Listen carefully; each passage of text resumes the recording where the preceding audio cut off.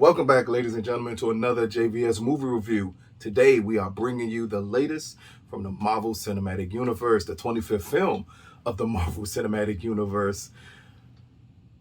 It's kind of weird because I don't think anyone thought that we would get to this point of not only this character progression of Marvel, but even this point of a 25th film from this cinematic universe. But this one is Shang-Chi, Legend of the Ten Rings, starring Michelle Yeoh, Tony Leung, Awkwafina, and Simu. And here's a quick synopsis that technically isn't the best synopsis, but it's the one they give out online for some reason about this movie. So, martial arts master Shang-Chi confronts the past he thought he left behind when he draws into the web of the mysterious Ten Rings organization. Now, for anyone who knows anything about this film, some things that Disney, or Marvel I should say, let go up front.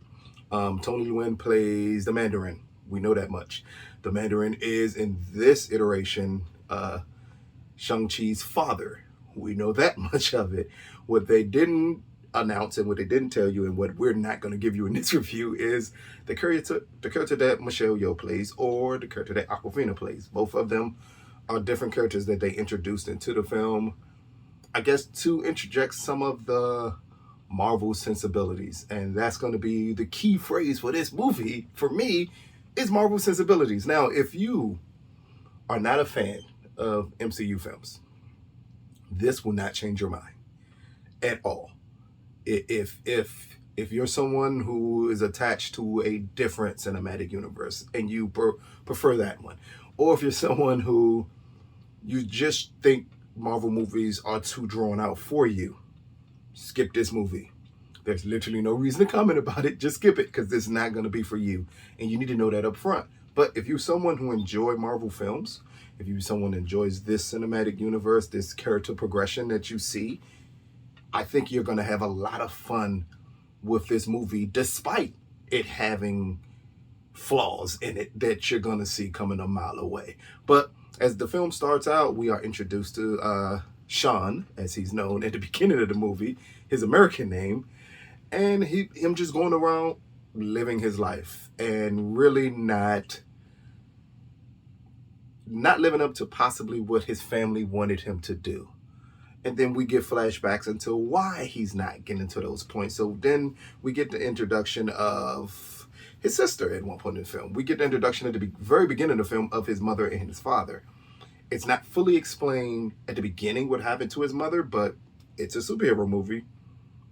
Put two and two together, what you think is going to happen there. But then we get introduced again to Tony Leung's character, and everything goes on the quickest pace for a Marvel movie I've ever seen, from doll setup to straight action. It goes immediately to it. And when it goes to it, it kind of gives you a bit of a whiplash because you're wondering, like, wait a minute, what? Like, just a second ago, he was just valet parking cars, and now he's fighting people very well on the bus. And what's going on here? It's weirdly, it's part of one of the issues, just one of the issues of this film. And that's just the early pacing of it is not the best. But again, it's a Marvel movie. If you're expecting something great here, I think you're coming into the wrong film if you're expecting something great. Instead, you get something that stellarly progresses. We get the typical, well, let's go back and go over the family, and I get this. And again, I'm trying to be vague because I'm not going to give away any parts of the plot. Let's just say it's the typical superhero setup here. Nothing stands out. Nothing is overly bad, though. It's very much the typical superhero setup. If you've seen one superhero setup, you've seen Shang-Chi's superhero setup. It's no difference at all here. What separates this film from almost everything else you've gotten in the Marvel universe is the fight scenes. The choreography on the fight scenes are amazing. Hands down amazing. While I feel there's not a single fight scene in this film without CGI. Not a one. But that doesn't mean the fights aren't choreographed extremely well. It's just that at times when you get those extremely well choreographed fight scenes, CGI shows up, and it's not the best CGI, so you can kind of see it, And when you can kind of see CGI, it can throw you off. So a lot of the fight scenes were great. And then I got thrown off by CGI, which always brings them down for me because it just felt unnecessary. But the film moves beyond the slow beginning. The film moves really good, really well. It keeps you engaged just enough. The family dynamic, which I'm not the biggest fan of, it felt like a Disney movie's family dynamic. It just didn't do anything for me. None of the stuff that was supposed to be intriguing became intriguing for me. It's some great cameos in this one. I'm gonna not mention any of them because you all need to see them. It's some really good setup for the characters before you get to what could be the worst third act in a Marvel movie. And I know people say that a lot. From Black Panther to recently to Black Widow's third act. Oh man. People always comment on the third act of Marvel movies at times. It's either they completely nail the third act or they let you down tremendously. This film's third act is a cluster of throwing everything humanly possible at you. But I'm not going to say you're not going to have fun with the third act, especially if you are someone who's into Marvel movies. You're going to have a lot of fun with this third act. If you're someone into anything else, you're not going to have fun with this third act. It's not good at all. It's so super CGI-y. Man, and I made up a word when I said CGI-y. That's how this third act felt. It just felt too much. And it portrays a pretty decent second act. Again, the first act moves slow at the beginning, but once they get the pacing under control, it works. I mean, none of the jokes, I'm not a big fan of them. Awkwafina, who I loved in The Farewell. I think she was great in Pitch Perfect when she was in there. She's done really good work in the past, but her brand of humor just doesn't fit the tone of this film right.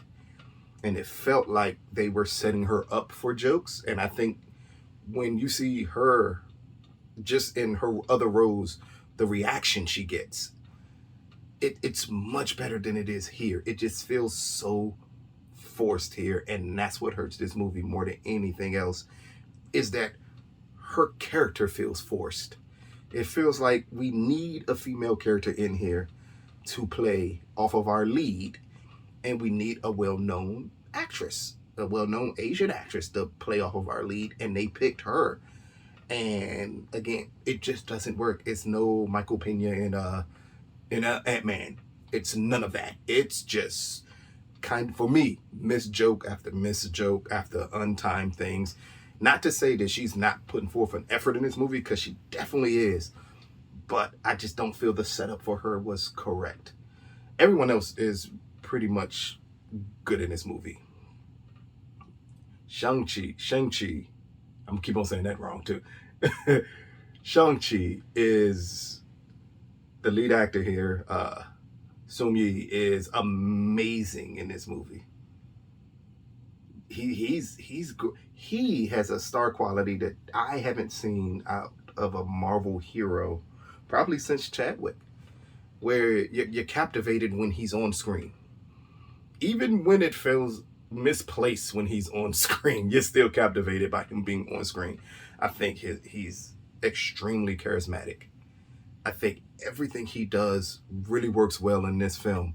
Any issues with the film is surrounding him. It's not him.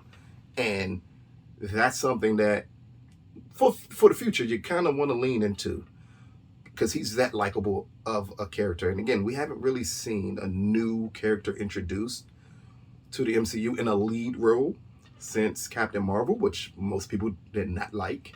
But here you get the joy it feels back into introducing a hero into the MCU, and I think he nails it. I think the future for this character is bright. This film, on the other hand, not the best work from Marvel. But again, if you don't know what a Marvel movie is by this point, if you don't know what to expect in a Marvel movie by this point, shame on you. You can't blame them for giving you a movie that is kind of their blueprint here. And that's what Shang-Chi, Legend of the Ten Rings is. So, this movie, which drops in theaters only, wow. Labor Day weekend, Shang-Chi, Legend of the Ten Rings. Out of a possible 10, I'm going to give this movie a 6 out of 10. Again, it's not a bad movie in any way, shape, form, or fashion. Is this a bad movie? It is highly entertaining. It is something that I believe has great rewatchable value, but from a movie perspective, that third act is horrible. Aquafina feels so miscast in this. It's so many things that really hurt this film that stopped it from being one of the upper echelon Marvel films. Instead, it becomes a middle of the pack type of Marvel film. Like trying to think of Captain Marvel. That's the best middle of the pack Marvel movie I can think of right now. So this falls right into that realm. And just like I felt with Captain Marvel, the lead shows promise. And I think possibly in a sequel, something else that happens, we're going to get a much better movie. This movie felt like it needed to set up the character, and it's a lot of setup in this film, and a lot of characters that, in all honesty, I am not a fan of at this point. With the Mandarin, you can throw him away for me at this point. I've seen you do him bad in 2 movies. I don't need to see him again at this point. But I think Shang-Chi as a character, as he goes forward, is going to be great for the MCU. And not great in a sense that he adds diversity, which everyone who brings that up, man, that's not a reason here. It's going to be great because he's likable. It's going to be great because he's a good actor. It's going to be great because I believe they can progress this character to be one of the main characters in the MCU moving forward if they play the character right. But come Labor Day weekend, you all check it out. Let us know what you think about it. And be nice about what you think about it, because I know a lot of you MCU people are going to cape for this movie no matter what anyone says. So I know you're going to put on your MCU blinders and not want to pay attention to the film, which is perfectly fine, because as a fan of this cinematic universe, you are entitled to do so. But just don't get mad at other people if they don't like the movie as much as you like the movie. That don't mean it's a bad one, though. This has been another JVS movie review. Peace, people.